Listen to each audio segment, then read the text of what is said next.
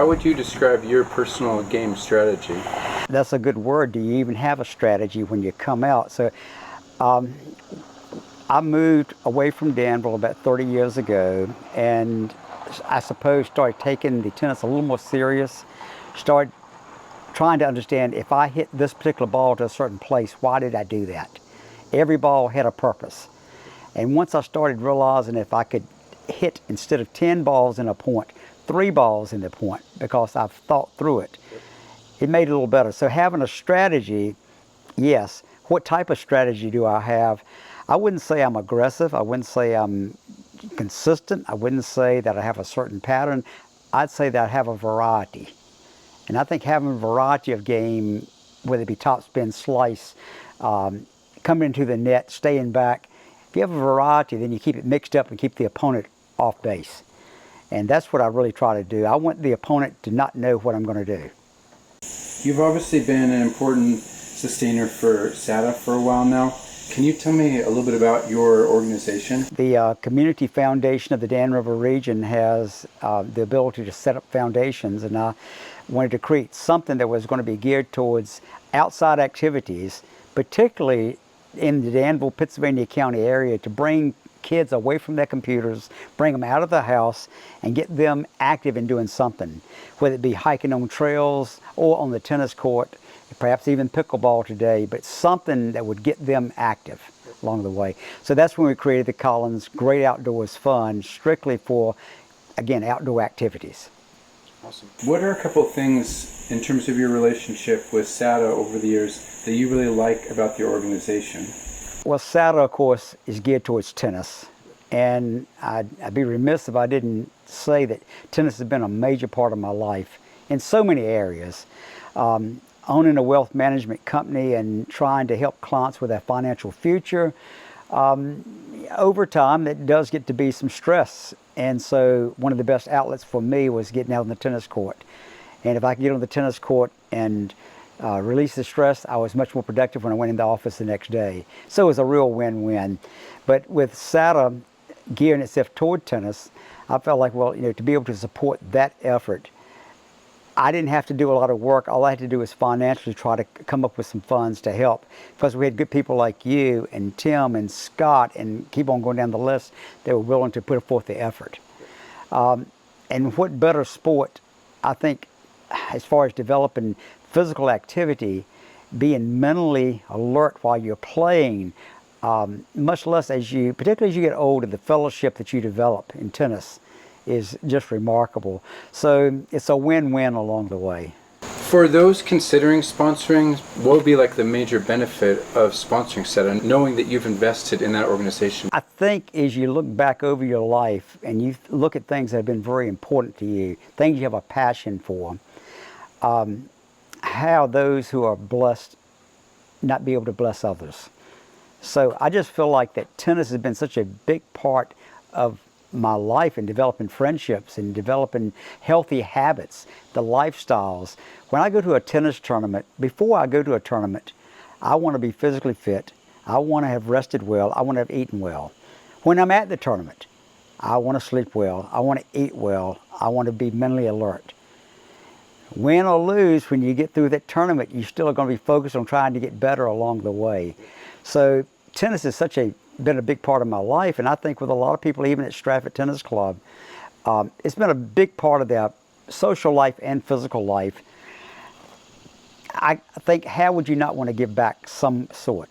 So for me, and for anyone who can maybe financially help support along the way, you already have the leadership in place to be supporting the tennis with SATA, so why not help out with the financial part, if that's what's needed? So I just think that being able to support something you believe in while you're living, not after you've gone, is very important. What is the top benefit to you that you've noticed over these years that tennis brings to your life? Mm-hmm.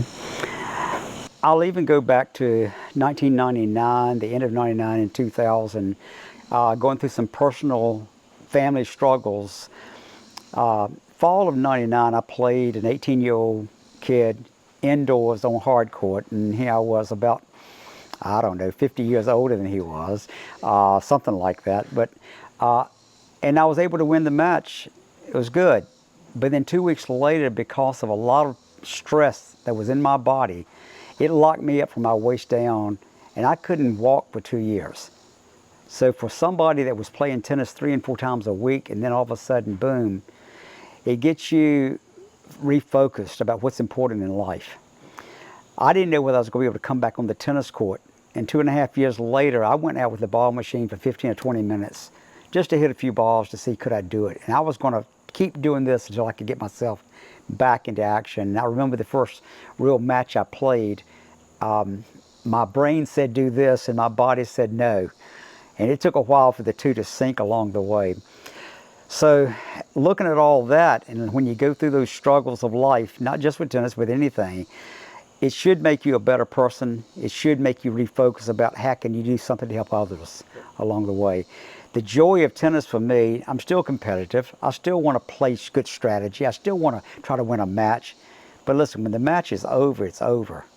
And hopefully you've been able to show good sportsmanship. You've been able to be fair about things because you hope tomorrow's another day you can have other opportunities. What's one thing that you would say to anyone that's literally just starting out in tennis? It could be youth or adult. I think to get on the tennis court and hit a few balls back to realize, hey, this is fun. Do I like this? Then take a lesson, take a clinic, do something to get your strokes right. Do not go out to the tennis court practicing bad strokes. It'll pay off big dividends in the future. And so get your strokes right. Even though the ball's not going in the court, it's going against the fence, it's in the net. Get the strokes right, and it's going to be the best thing you can do for your tennis game. Where would you like to see tennis in the Southside area in the next 5 or 10 years, kind of in the near-term future? I think Saddle has a good nucleus in getting people on the court. Being able to go through some basic structure for the tennis, basic lessons, keep it exciting. I'd like to see the next level, see those juniors be able to get up to another level, maybe with more of a dedicated tennis professional in the area, maybe thinking bigger in terms of do we have indoor courts here. If we do, then that adds another consistency of not just getting the juniors out, but also the adults out to have lessons, clinics in play. Tell us a little bit about your history in tennis. How did you come to the game, and tell me the story. So I didn't really start playing any competitive tennis to maybe 25 years of age. Basketball was my sport coming along, and I still think that basketball and soccer players have an advantage when they come into tennis because of the footwork. Tennis is about footwork more than anything else. So when I started playing on, I think that was Michelob Light Tennis League before Volvo Tennis League took over. That was a team effort of getting out on the court, and you always wanted to practice well, play well, not let your teammates down.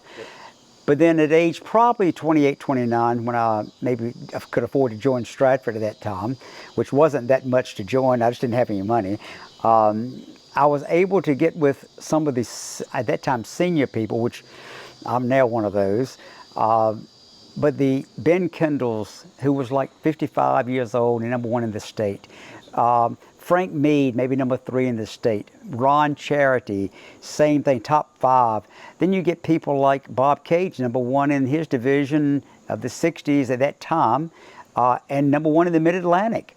And so we had some strong senior players that were 30 years older than me, give or take. And when I would get on the tennis court, yes, I could run.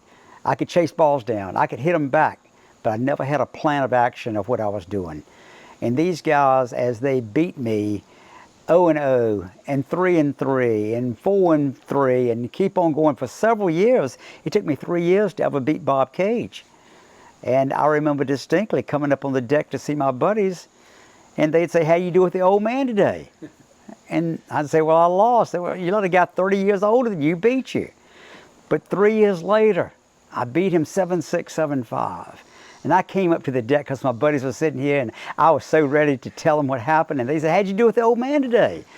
I said, "Well, I beat him 7-6, 7-5. They said, "Well, he's 30 years older than you are. You're supposed to win." But I think these guys, they schooled me on how to place balls at angles. They showed me how to hit a drop shot. They would hit a drop shot, I'd stand there and look at it. I'd say, okay, I'm going to show you. I'd hit a drop shot on them after practicing. They would come back and hit a drop shot on my drop shot, and I'm still standing there watching it. So they were just masters at good placement of the ball, maybe not power, but placement and consistency. I really was in my mid-40s before I learned how to hit pace. Okay. Now, the juniors are taught just the opposite. Hit pace first, and you'll learn the consistency. And that's probably very true. But I was fortunate to get with some better players along the way to get from 3-5 to 4-0 to 4-5 and play some really quality tournaments to learn how to hit the ball. So overall, following up a little bit about SATA, what's one impact that you've seen them make over the years that's impressed you or that you've enjoyed? As I look at other geographical areas, and I do travel and play a lot of tennis, I see Danville before SATA as an area that catered towards adults, maybe even senior players in the mid-50s, 60s, etc. But did we really have a junior program? We didn't. And where was that next generation coming from? Now I see that we do have, with SATA promoting in the schools, it's going to rekindle the juniors, which is the future of tennis. And hopefully one day those juniors are going to be playing at Stratford, playing at the hard courts on Danville. But that's the biggest thing, is seeing SATA has promoted the junior tennis level and encouraged adults to play some league play too, which had dwindled along the way.